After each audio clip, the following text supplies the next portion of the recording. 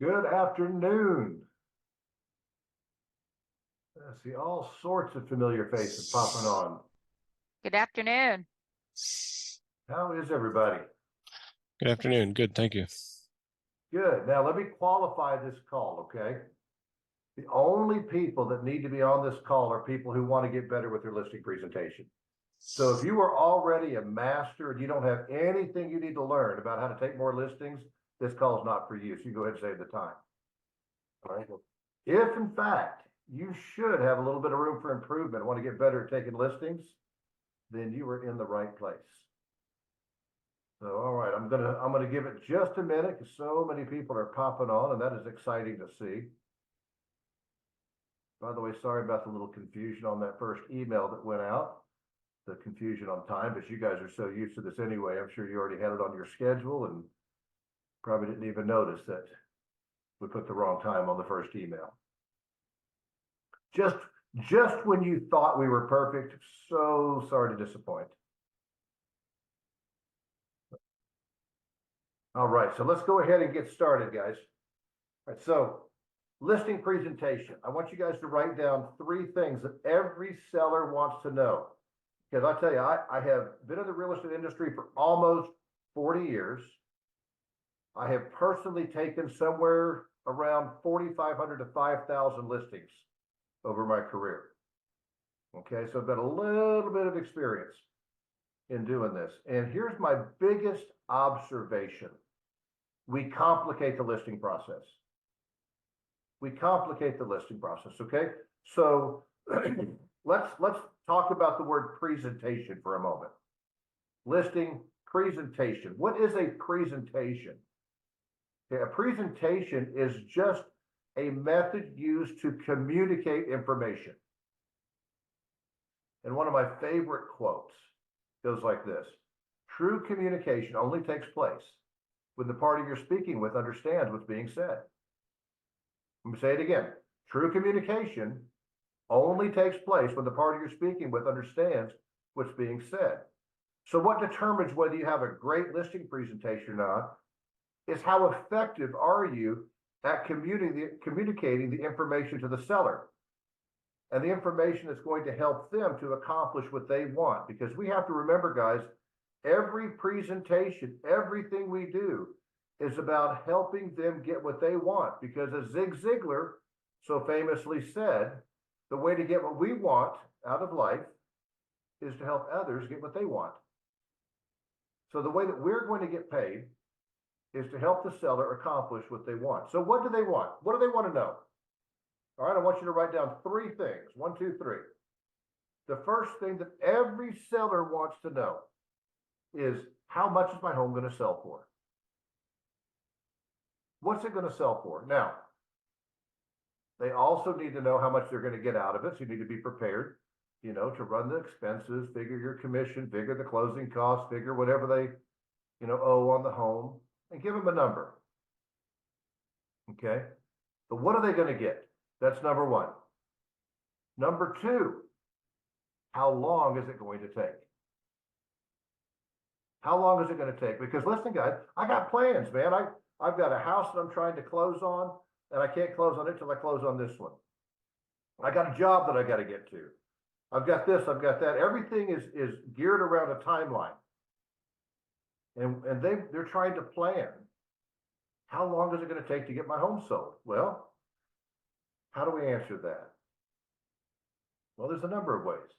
When we do the CMA, I'm sure all of your CMAs will show how much time each listing was on the market before it sold.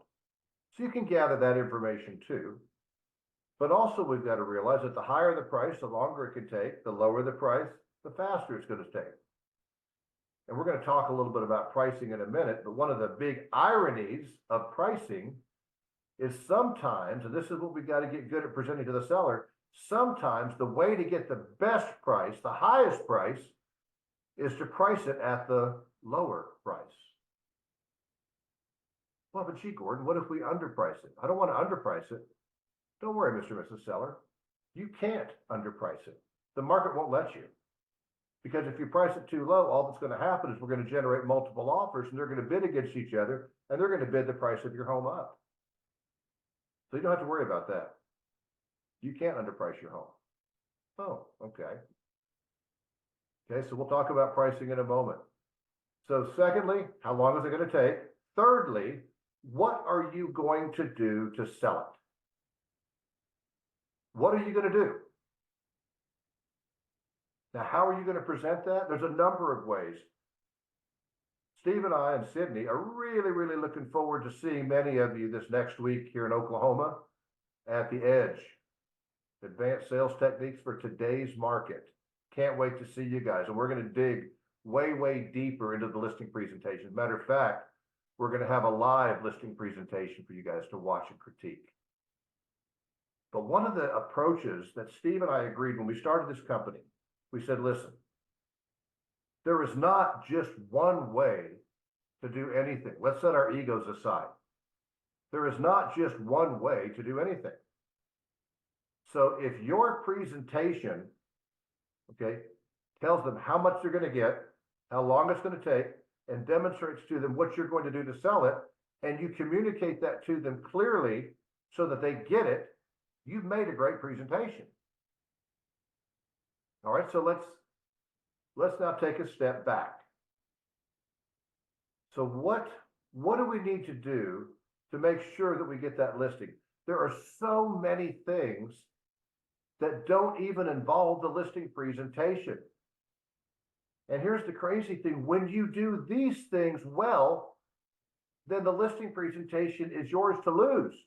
Basically, the same person's got to show up as the impression that they have gotten up to this point. Let me explain what I mean. Okay, whether maybe it's an expired, by owner, past client, referral, just listed, just sold, whatever the source is of the listing appointment. They've trusted you enough. You've made a good enough impression on the phone with them for them to set an appointment with you to begin with. So that's a win. That's win number one. Okay, then immediately we want to jump into pre-qualification questions. All right, so let's talk about just a little bit of a detail that screws some people up here. Okay, there is a transition, what I call a transitional phrase. Now, what that means is, how do I transition from setting the appointment with them to now asking them more questions to qualify them? So whenever we are trying to persuade anybody to do anything, what we've always got to do is show them the benefit. What's in it for them? Why should they stay on the phone longer and answer more questions for me? Well, Mr. and Mrs. Seller, would you mind if I asked you a couple quick questions to make sure that I'm prepared when I see you? Let me say it again. You might want to write that down. Would you mind if I asked you a couple quick questions to make sure I'm prepared when I see you? Now just let that soak in for a minute. Let that soak in. I'm asking them to answer some questions so I can be prepared when I see them. That's demonstrating respect already. That's demonstrating to them that I'm taking this process seriously. I want to be prepared when I see you. So would you mind if I asked you a couple quick questions just so I can be prepared when I see you? Nobody says no to that question. Of course, they always say yes. And then you jump right into your pre-qualification questions. And all those pre-qualification questions are on the Watson Powers website. And you may have a few others that you ask and all that, and that's fine. The thing you don't want to do is you don't want to get bogged down into asking so many questions that it's just overkill. Okay? So we're going to ask the pre-qualification questions. Then what's the next step? Okay, because again, we are creating an impression. We're creating an impression at this point. So the next step, and this is what my team does. You guys may do it a little differently. That's okay. It's all accomplishing the same thing if it's done right. My team sends out an appointment confirmation email. And that appointment confirmation email immediately follows the appointment set. And so as soon as I hang up, I ask my pre-qualification questions. The last thing I say is, Mr. Seller, I'm going to send over a quick email confirming our appointment. And there's also going to be some information on there that I think you'll find very helpful and will make you more comfortable with what I'm going to be able to do to help you. Would you mind looking that over when you get it? And of course, they're going to say yes. And once again, I've shown them the benefit of why they should take the time to read my email, because it's going to help them feel more comfortable with what I'm going to be able to do to help them. So then I immediately send over that email. What does that email consist of? It consists of just an opening little paragraph, thanking them for the opportunity, confirming the day and time of the appointment, and it includes my resume and a link to our Zillow reviews, which we have multiple hundred Zillow reviews. And so they click on that and they can see all the wonderful things that people have to say about us. Okay. Now your resume, I don't want you to overthink your resume. Your resume doesn't have to be anything mind-blowing, because here's the thing, guys. The people aren't really going to read it anyway. It's just the fact that it's there and it's presented in a way that looks very professional. Okay, so you know what? We're going to help you with this at our program next week on how to create that resume. So I'm sure all of you on this call probably have one anyway. So we've sent over the appointment confirmation email. All right, what's the next step? Again, we're building up. We want to make sure that we get this listing. Because listen, guys, many of you know I run a team here in Oklahoma. And as a matter of fact, several of you are going to be in my office on Wednesday, and I'm looking forward to seeing you. I hope I haven't said yes to too many, okay? But I know a lot of you are coming to the office. And that's great. I'd love you to meet, these people that are on my team. I've got 21 active full-time salespeople on my team right now. Okay, and most all of them are brand new licensees.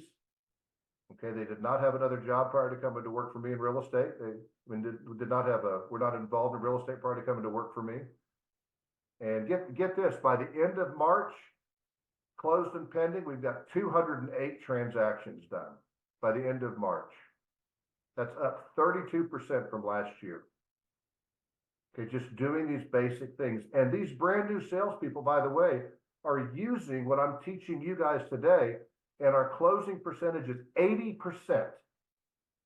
80%. And these are brand new salespeople going out on listing presentations. 80%. Is that pretty good? Everybody just shake your head like this. Yep, that's pretty good. But gee, Gordon, but they're new. They're not qualified. How can they go out and get 80%? Because we keep it simple, guys. I'm teaching them how to communicate. How to communicate and how to set themselves up so that when they get there, that listing is virtually already taken. So let's go to the next step. Excuse me. The next step is we're going to call back and we're going to confirm our appointment. Now, when you confirm the appointment, I want you to remember there's three things that we're confirming. There's three things. It might help you to write these three things down. The first thing that we're confirming is the date and time of the appointment. And I teach my salespeople that you either want to confirm the appointment the day before or the day of. Most of the time, it's the day of. We'll call that morning to confirm the appointment we have that afternoon or evening. So the date and time of the appointment. Secondly, that all decision makers are going to be there. All decision makers are going to be there. And third, and very, very important, that they have received and reviewed the appointment confirmation email. Let me tell you, if they will review that, if they'll look at your resume and all those great qualifications, if they'll click on that Zillow link and go and look at all the wonderful things people say about us, I'm telling you, you can noticeably tell a difference on that listing presentation when they've done that. So if they haven't, which most of the time, I'm going to say most of the time they haven't. Okay, so for example, I'm going to call up, hey, this is Gordon Watson with Hamilwood Realty. How are you? Oh, I'm great, Gordon. How about you? Terrific, terrific. Hey, I was just calling to confirm our appointment for this afternoon at 4 o'clock. Does that still work good for you? Yeah, we're looking forward to it. Terrific. And will your wife also be there as well? Yes, she will. She's looking forward to meeting you. Hey, I'm looking forward to meeting her too. By the way, I had emailed you a confirmation of our appointment. Did you get that email? Yeah, I got it. Terrific. Have you had a chance to look it over yet? You know, I've intended to, I've just been busy and I haven't. Can I ask a favor? Okay, again, listen to the persuasion coming in here, guys. Listen to the persuasion. What's in it for them? Okay. Can I ask a favor? Would you mind taking a moment to look that over? I really feel it's going to help you feel a lot more comfortable and confident with what we're going to be able to do to help you. Would that be okay? And what are they going to say? Of course. And I've just told them what's in it for them. They're going to feel more comfortable and confident. You know, I'll tell them, you know, it's going to answer a lot of the questions that you may have. Great. That's motivation for them to open it and read it. Excellent. So then, now we have confirmed the appointment. We've done it in a professional manner. We're already, guys, listen, some of you are saying, well, gee, I compete for listings all the time. You are already setting yourself apart from your competition. One of the wonderful things about being in the real estate industry is our competition is lazy. Everybody, I see a lot of nodding heads. Yep. Competition is lazy. So they're not going to do these things. But we are. So now we're, again, every step, we're setting ourselves apart. We're setting ourselves apart. We're setting ourselves apart. Now, we've confirmed the appointment. Now it's time to go. So we're in the car and we're driving to the house. And what are we doing while we're in the car driving to the house? We're on the cell phone. We're returning calls. We're dealing with other business. And we have our mind completely somewhere else. So we always want to get to this appointment at least 5 minutes early. Always be early. If you're on time, you're late. Always be early. Now, are there ever occasions when you're running behind from another appointment? You know, maybe the traffic was worse than you expected. Yes, of course. There are times when you just can't help it. If this is the case, guys, always call and apologize. Let them know you're running late. Apologize and ask if it's still okay if you come by. Don't just show up. That's the kiss of death. That's one of most people's biggest pet peeves. Is you know, punctuality. If you can't show up for this appointment on time, what makes them think that you're going to do the job on time? Okay, so get there 5 minutes early. Now, once we get there, we've got to get our head focused. We've got to get ourselves in the game because we have done all this work. And if we don't walk out with that listing presentation signed, then we've wasted our time. So we have to be prepared. So now's the time to bring our focus in. All right, let's pull out the pre-qualification questions and their answers. Let's remind ourselves why we're there. Because listen, we're there to solve a problem. We are problem solvers. They own a house that they no longer want to own.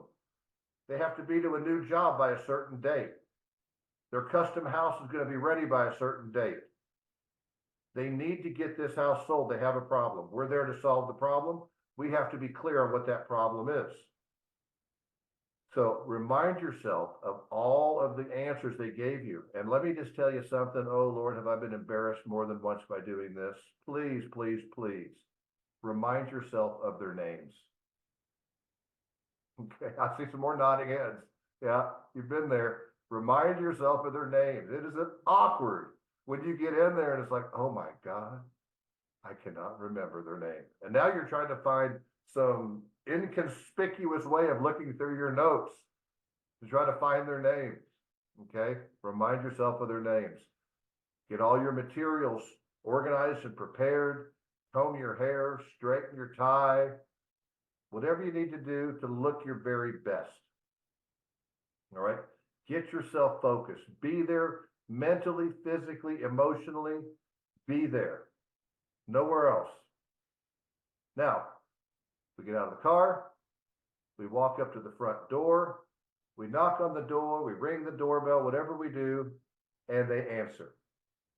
First thing we do is take a half a step back and tilt your shoulders to the side slightly. Okay, again, half a step back, shoulders slightly to the side. So I'm looking at a picture right now of, and I'm going to try to pronounce your name right, Rulo Hosanini. Yes, sir. Okay. All right. The way that your picture is presented right here is exactly the angle that I'm talking about. Ray Stendhal, you too. Your shoulders slightly tilted, about a 45-degree angle. Okay. This is a body language. Now listen, most of you on this call have met me, but there's some of you that haven't. Okay. And for those of you that have met me, you know that I'm a bigger than average human being. I'm 6'6", I go 300 pounds. And it's not all fat. I still get in the gym pretty regular. But there's some fat. All right, let's be honest. All right. So whenever somebody answers the door, and here's a 6'6", 300-pound human in front of them, I don't want to be threatening. I immediately want to take a step back and I want to turn my shoulders in a non-aggressive tone. Because think about the opposite. If I wanted to threaten or intimidate somebody, and this applies whether you're my size or smaller, okay? If you want to threaten somebody, you're going to square your shoulders up to them and you're going to step up closer to them, aren't you? I'm going to get in your face and I'm going to square my shoulders. This is my threatening posture. Then wouldn't the opposite be true? I'm going to take a step back and I'm going to turn my shoulders to the side in a non-threatening posture. Okay, so we immediately want to do that. Then put a smile on our face, big smile. Remember, a smile is like a dog wagging his tail. You come up to a dog you've never met before, if that dog's wagging his tail, it's probably fine to pet the dog. But as soon as that tail stops wagging, better pull your hand back. You're about to get bit. So keep that smile on your face.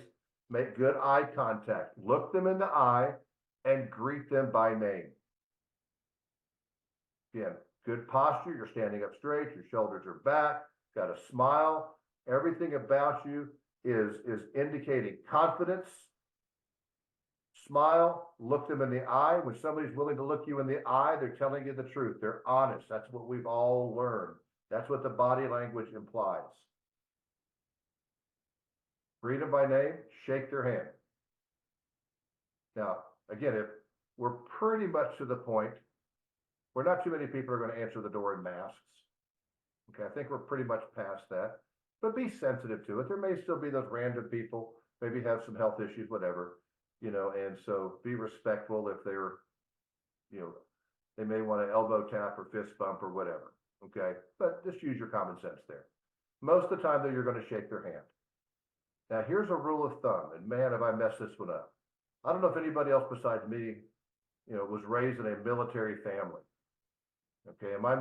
And the men in my military family, you know, if you cannot shake a man's hand and bring him to his knees, then you're just not a man.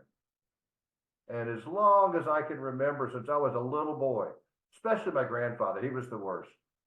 You know, he'd want me to squeeze his hand, then he would, like I can't even feel it, you know, and I just got trained to shake it, squeeze a hand. Well, listen, the rule of thumb is you squeeze their hand to the degree that they squeeze yours. If they have a firm handshake, you have a firm handshake. If they have a light handshake, you have a light handshake. Okay, reciprocate the way that they shake your hand. All of these things are subconscious, guys.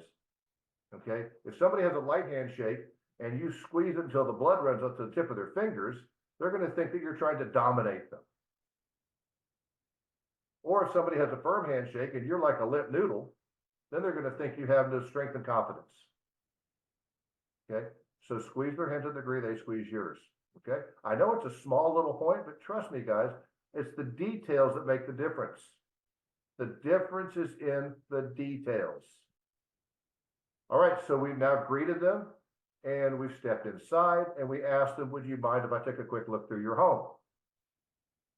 Now, let me teach you something here that I have made the mistake. I can think of one listing in particular that I did not get. And the reason I didn't get it is because I didn't look at her utility room. I kid you not. She told me, because I always ask, if they listed with somebody else, would you mind if I asked why you chose the other person? And she said, yeah, I don't mind telling you at all. You seemed like you were too hurried. You didn't take the time to look at my utility room. Well, I had been in thousands of homes by this point, thousands. And I knew the floor plan. I knew exactly what her utility room looked like. You open the door, the dryer's on your one side, the washer's on the other, and the other door goes straight into the garage. Nothing fancy or special to see. But she wanted me to look at her utility room. So we've got to remember, guys, most people's homes are very sentimental. And there are some people that just want you to take the time to look at it. So you've got to be respectful of that. Take the time to look at the home. Now, once you have finished this, then you want to ask them if it's okay if we sit at the dining room table. Because many times, people, we've got to remember, people don't do this on a regular basis. And most of the time, people like to sit in the living room. And so, again, show them the benefit. So if they ask for us to sit down in the living room, I'm going to ask them, would you mind if we sat at the dining room table? It'll make it a lot easier for you to see the material that I've prepared for you. Show them the benefit. Okay. Would you mind if we sat at the dining room table? It'll make it a lot easier for you to see the material that I've prepared for you. And of course, what are they going to say? Sure.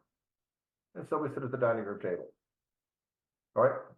Then what my team does, and again, you guys decide how you want to communicate it. We have created a PowerPoint slideshow. Okay, a PowerPoint slideshow. And they will pop up their laptop or they will pop up their iPad. And you guys are going to see this next week at the Edge. Okay, they'll pop up their laptop or their iPad and they're going to go through the slides. Now, I'm going to tell you something that for some of it's going to blow your mind. Okay, I have no script. No script. Intentionally. No script for my listing presentation. Why? Because all we're doing is we're talking about the slides and we're talking about each slide as though it's the greatest thing since sliced bread. The slide does most of the talking. All we're doing is emphasizing the points. Not a big deal. So it's a simple slideshow presentation. But now, by the time we have gotten through this slideshow, we have done so many things up to this point to create a positive impression. And the reason we created the slideshow, by the way, is when I first started this team, I thought, how can I get them taking listings? So I want them to start taking listings right away. How can I do this?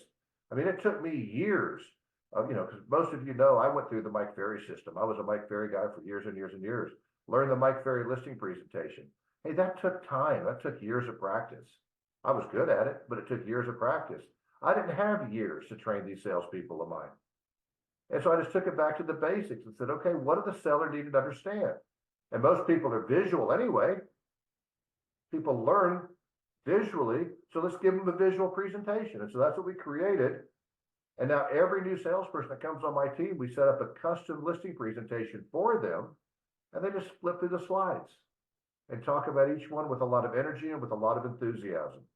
By the time they're done, then they simply transition into the market evaluation.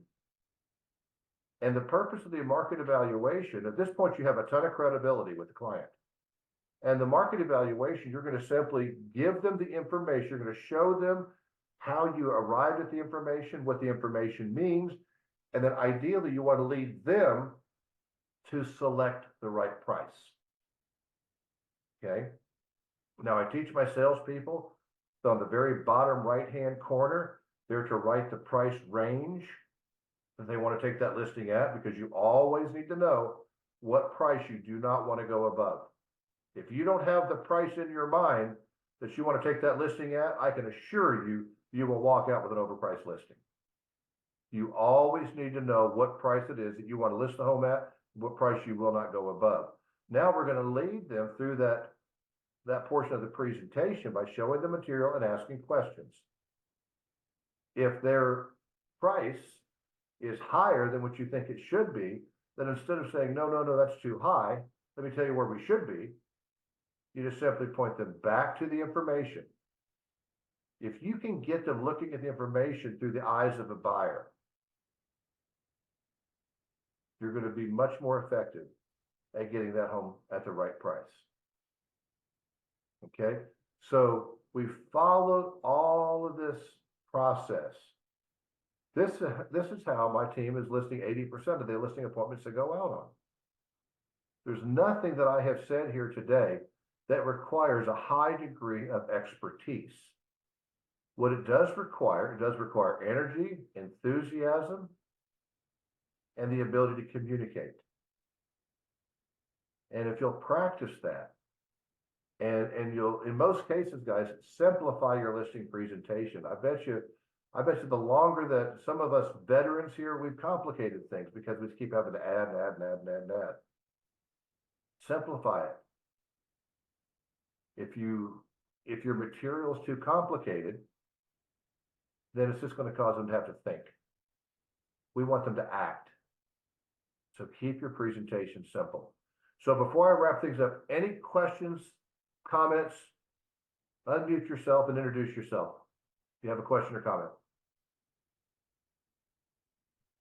I have a question. Please. Hey, Gordon. Hey. What for the slideshow, do you use like an iPad or do you just use a presentation book? Yeah, iPad or laptop. Either one. It's on PowerPoint.